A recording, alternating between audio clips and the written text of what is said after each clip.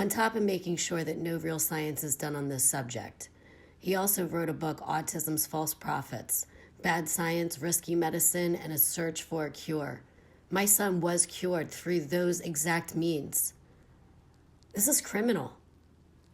But if you're a child, it's assumed that your parents represent your best interest, and that's not always true. And when it's not true, as is true in this case, where parents have, say, a false belief that vaccines cause autism and they don't want to vaccinate their child, who do those children go to? And I think the answer is they go to the state. It is very difficult for me to not get angry hearing Paul Offit say those things.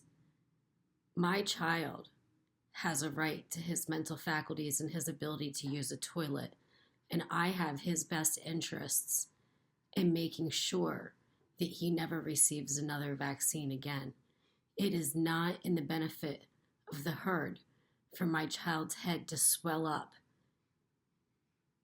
and become aggressive or lose his speech or bang his head or bite himself and others. That is in nobody's best interest. And as his mother, I have his best interests at heart, above his doctors and above everybody else. Now, I'd like to go over my son's medical file in showing you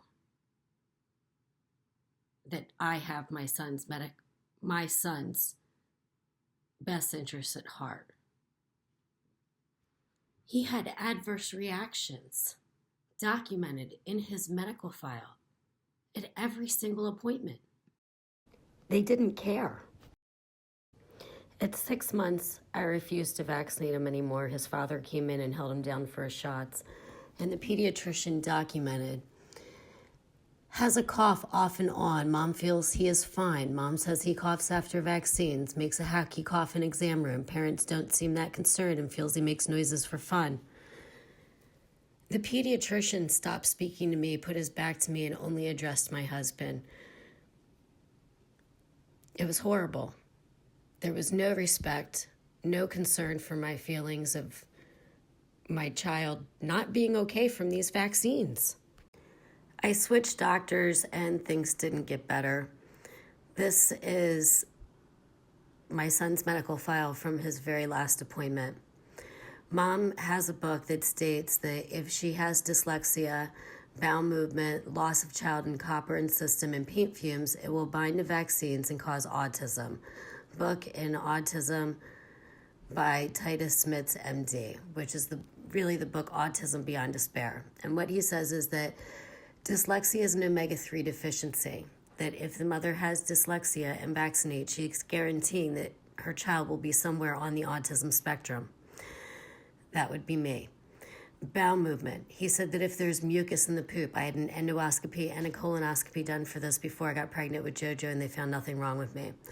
Loss of child during pregnancy. I have not seen my stepdaughter since JoJo was just a few months old. Her mother took us to court every time we saw her during my pregnancy, and that was definitely the stress of losing a child. It's been almost 6 years since we've seen her now. And copper in the system and paint fumes. So we changed our copper pipes and paint fumes. We moved from Doylestown to Yardley and remodeled with paint fumes. And JoJo actually knocked over a can of paint and covered himself from head to toe, and then had a seizure with his next vaccines and regressed into severe autism. So to me, this book completely backed up everything that was my history and why it happened to me and not everybody else. But it covered my son's recovery through other people. It mentally prepared me for the journey. And anybody who is going to go through this journey, I highly recommend you read this book, Autism Beyond Despair. Cease therapy given for flu vaccine from 2015. Since last wellness visit, has child been seen by a medical specialist without our recommending to do so? Naturopath monthly and chiropractic. Nope, she did not recommend that I take my child to a naturopath. She told me that everything that I read in Autism Beyond Despair was debunked, which it obviously was not, because my child is now better. She then proceeded to ask me to sign a vaccine refusal form. Now, when I read this form, I was absolutely disgusted. I'm going to start with something small. I have been provided with and given the opportunity to read each vaccine information statement from the Center of Disease Control and Prevention, explaining the vaccines and the diseases it prevents for each vaccine. Now, it took a month for Buckingham Pediatrics to save up the manufacturer of vaccine inserts for my child's vaccines. They throw them out upon arrival. I never received informed consent for any vaccine.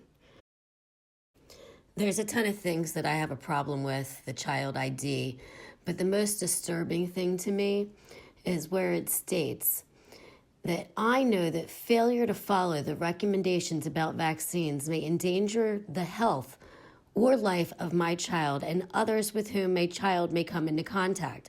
I therefore agree to tell all healthcare providers in all settings what vaccines my child has not received, because he or she may need to be isolated or may require immediate medical evaluation and tests that may not be necessary if my child had not been vaccinated.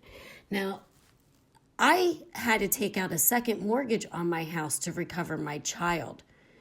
Nobody paid for my son's recovery except for my husband and myself.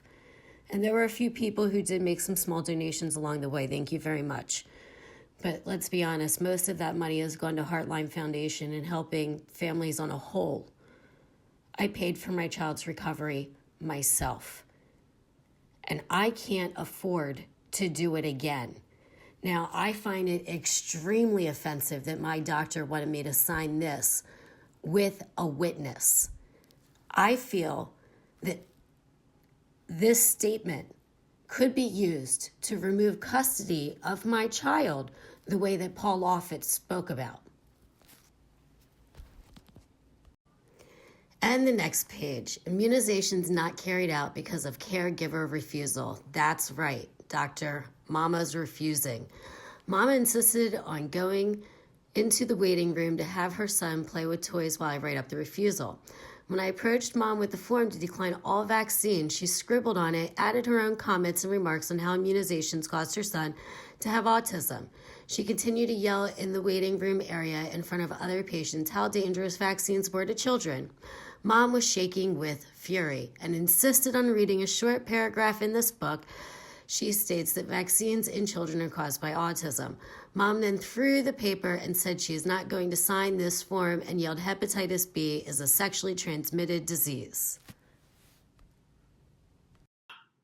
That form was the biggest act of betrayal that I could ever imagine.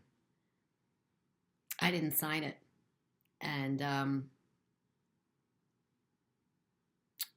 I hope that you can see that the people that we've been told to trust and to help us are not going to do that.